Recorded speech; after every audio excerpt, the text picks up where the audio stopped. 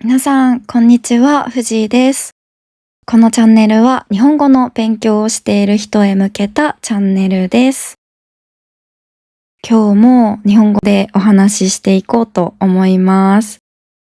今日はね、いつもより長めに30分ぐらいお話ししようと思うので、何かしながらとかね、寝る前とかにリラックスして聞いていただければなと思います。皆さん、調子はどうですか？最近は何かいいことありましたか？私は最近出張で京都に行ってきました。出張っていうのはお仕事で遠くに行くことです。お仕事で行ったのでね、あんまり観光はできなかったんですけど、抹茶を飲んだりして、久しぶりに京都を感じられました。京都に行ったのは、修学旅行ぶりでした。修学旅行っていうのは、中学校とか高校でみんなで行く遠足、旅行みたいなやつです。その時は、お寺とか興味ないわ、と思って、あまり真剣に見ていなかったんですけど、今になると、もうちょっとちゃんと見ておけばよかったなと思います。社会人になると行こうと思ってもなかなか行けないですからね。ということで今日は旅行についてお話ししていこうと思います。最近は日本に旅行に来てくださる人がたくさんいます。浅草とかに行くともう日本人よりも海外の人の方が多いんじゃないかっていうぐらいです。京都にもスーツケースを持った海外の人がたくさんいて、ぜひ日本を楽しんでくださいという気持ちになりました。もちろんね、いろんなものが安いっていう理由もあると思うんですけど、日本に興味を持ってくださるのは嬉しいことだなと思います。よく見るテレビ番組で、You は何しに日本へという番組があります。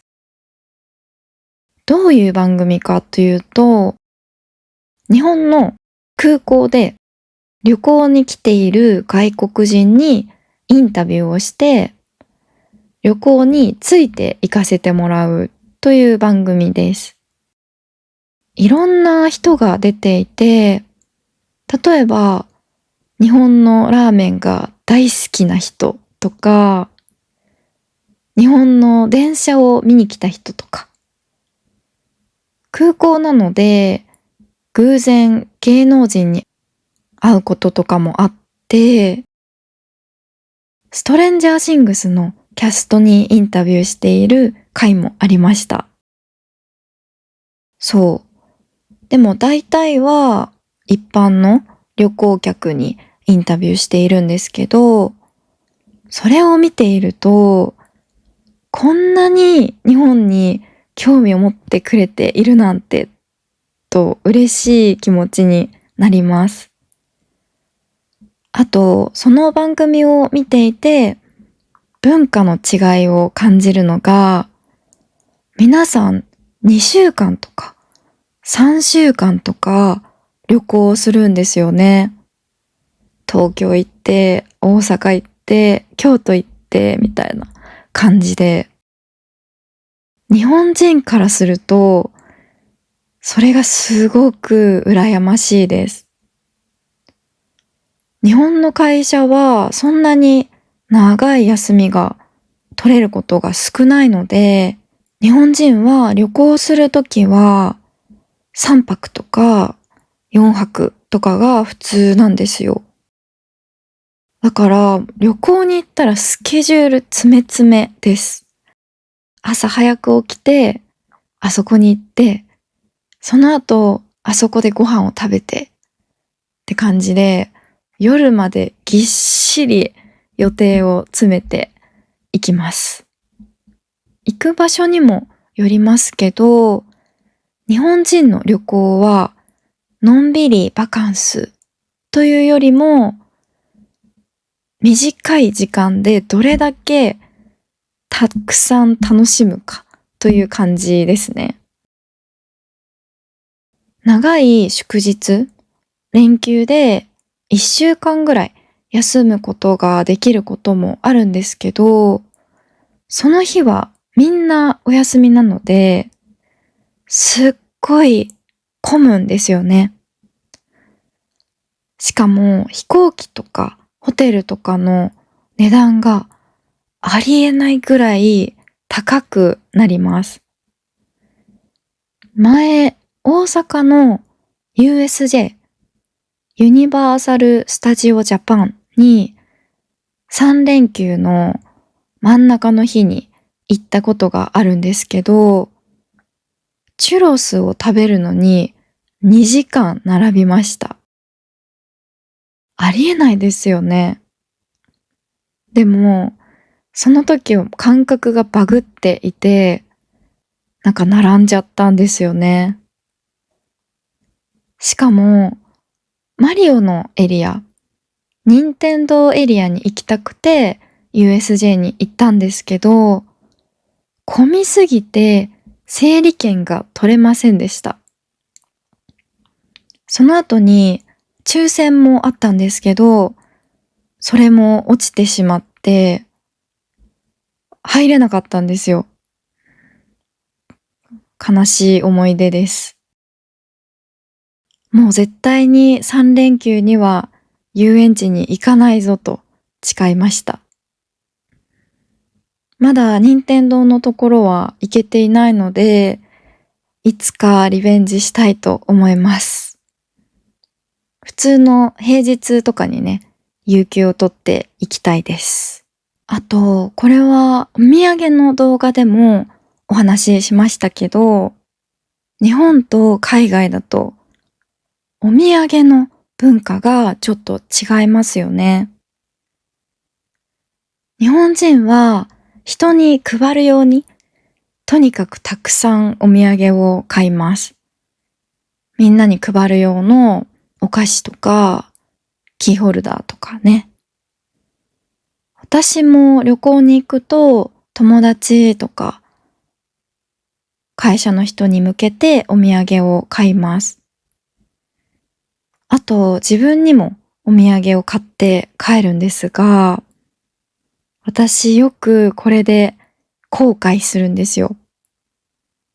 なんか旅行に行った時って、せっかく来たんだしと思って、いつもよりも物を買いたくなっちゃいませんか？何か旅の思い出になるものを持って帰らなくちゃみたいな気持ちです。それで謎の置物とかバッグとか買うんですけど、日本に帰ってきてから見ると、なんで買ったんだろうって思って、全然使わないみたいなことがよくあります。毎回後悔するんですけど、次に旅行に行った時もやっちゃうんですよね。でも、そうやって買ったものを見ると、旅行に行ったことを思い出します。だから、これはこれで思い出になっていいのかもしれません。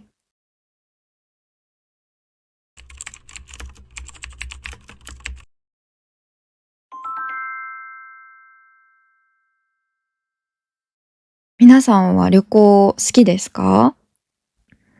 好きな人もいれば、めんどくさいし、お金もかかるし、あまり行きたくないという人もいるかもしれません。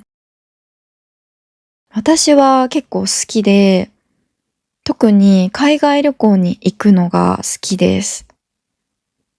お金持ちじゃないので、なかなか行けないんですけど、今まで10カ国ぐらい行ったことがあります。どこの国も良かったんですけど、絶対にもう一回行きたいなと思っている国があります。どこかというと、イタリアです。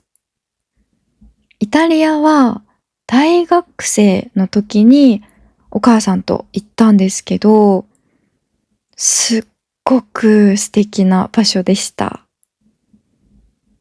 私がイタリアにもう一回行きたい理由はいろいろあるんですけど、一番はご飯です。私、昔からイタリア料理が食べ物で一番好きなんですよ。だから、すっごい期待してイタリアに行ったんですけど、期待以上でした。もう本当に何食べても美味しい。適当にホテルの近くのお店に入ったんですけど、めっちゃ美味しくて、すごい感動したのを覚えています。なんかネットとかで調べたお店が美味しいのって、ある程度予想できるじゃないですか。でも、何も調べずに入ったお店ですごく美味しいものが出てきたら、すごいテンション上がりますよね。そういう面で言うと、旅行はあまりガチガチに計画を立てすぎないのがいいのかもしれません。皆さんは旅行に行くときは結構計画を立てるタイプですか？私は立てようと思うんですけど、立てきれずに当日を迎えるタイプです。詰めが甘いんですよね。ここに行きたいっていうお店は調べていくのに、行ってみたら休みだったとかね。休みの日までは調べられていないみたいな。一番良くないですよね。逆に全く計画を立てずに旅行に行くっていう人もいますよね。なんか友達で一人旅によく行っている人がいて、その人すごくて、全く計画を立てずに、とりあえず現地に行くんですって。それで、そこら辺にいる人に、この近くでおすすめのお店はありますかって聞くんですって。すごくないですか？私は知らない人にいきなり話しかけるとかできないタイプなので、すごってなりました。でも、そういう旅行の仕方もすごく楽しそうですよね。今は携帯で事前に調べた場所に行く人が多いと思うんですけど、そういう場所は観光客向けだったりして、本当に地元の人が行くようなお店ではないことがほとんどですよね。私もそのタイプだし、観光客向けの場所もいいと思うんですけどね。その街の人に聞いたり、適当に目の前のお店に入ってみたりして、偶然の出会いに任せてみるのも面白いですよね。はい。話をイタリアに戻して、イタリア料理って美味しいですよねって話でした。日本にもたくさんイタリア料理屋さんはあるんですけど、やっぱり味が違うんですよね。素材が違うからなんですかね。チーズとか野菜とかお肉とかもやっぱり現地の方が新鮮で美味しいのかもしれません。日本のイタリアンも美味しいんですけどね。日本に住んでる人はわかるかと思うんですけど、サイゼリアっていうイタリア料理のチェーン店があって、そこはもう中学生の時から大好きで、めっちゃ行ってます。めっちゃ安いんですよ。もうちょっと高くてもいいですよって思うぐらい安いです。友達にも、あんた本当にサイズ好きだよねって呆れられるぐらい好きです。はい。私はイタリアのローマ、フィレンツェ、ベネツィアの3都市を回ったんですけど、ミラノとかジェノバもすごく素敵な場所だと聞いたので行ってみたいです。あと、観光客が行かないような田舎町とかも行ってみたいですね。一つ、イタリアでびっくりした話があって、お話ししたいんですけど、ベネチアで夕飯を食べるためにレストランに入ったんですね。そこはあんまり観光客は来ないみたいで、英語のメニューもないようなところでした。私たちが席に着いたのとほぼ同時ぐらいに、隣の席にイタリア人のカップルが座ったんですよ。で、同じぐらいのタイミングで注文して、私たちの料理が先に来たんですね。すごく美味しくて、美味しいね美味しいねってお母さんと一緒に食べていたんですけど、隣のカップルの料理が全然来ないんです。で、結局、私たちがデザートまで食べ終わった時に、やっと店員さんに、まだ料理来てないんですけど、みたいな感じで話しかけたんです。イタリア語わからないですけど、多分そんな感じで声をかけていました。今って思いました。だって、注文してから1時間以上は経っているんですよ。それで、どんな手の込んだ料理が出てくるのかと思ったら、生ハムの盛り合わせだったんです。もうびっくりしました。日本だったら30分、いや、20分来なかったら文句を言われていると思います。イタリアの人って優しいなぁと思ったエピソードでした。あと、イタリアに行って思ったのは、ヨーロッパはやっぱり街並みが素敵ですよね。建物の色合いとかも可愛いし、作りとかが日本と全然違うなと思います。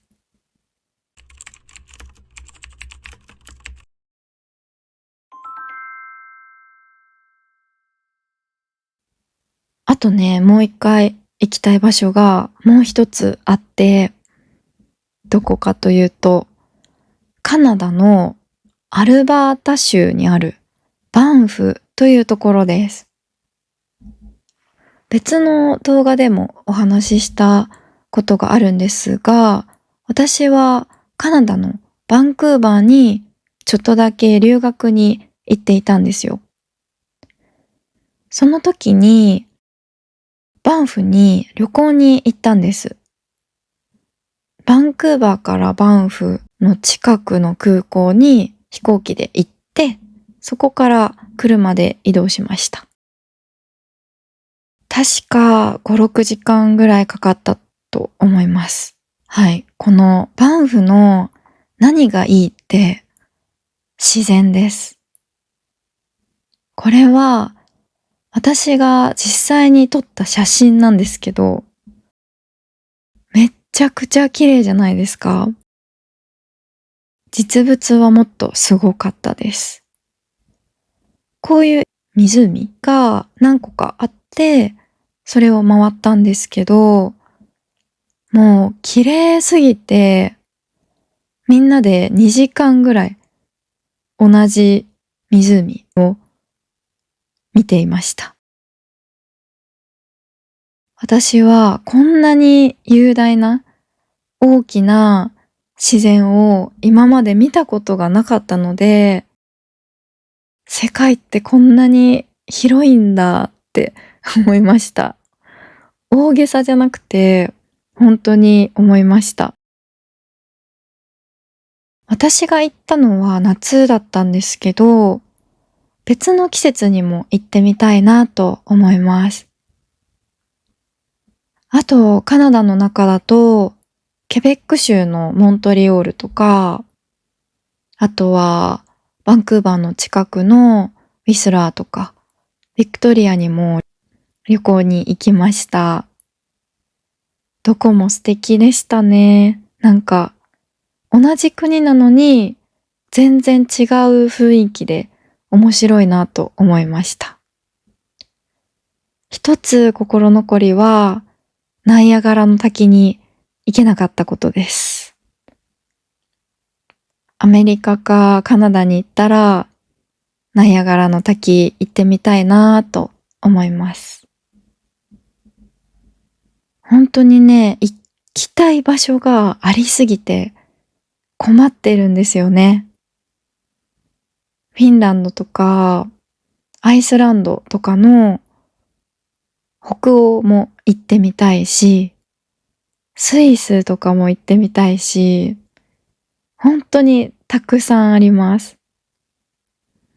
国内旅行も行きたいですけど、国内はおばあちゃんになってからも行きやすいかなと思うので、体力があるうちに遠いところに行っておきたいなと思います。でも体力がある若いうちは遠くへ行くお金がないんですよね。難しい。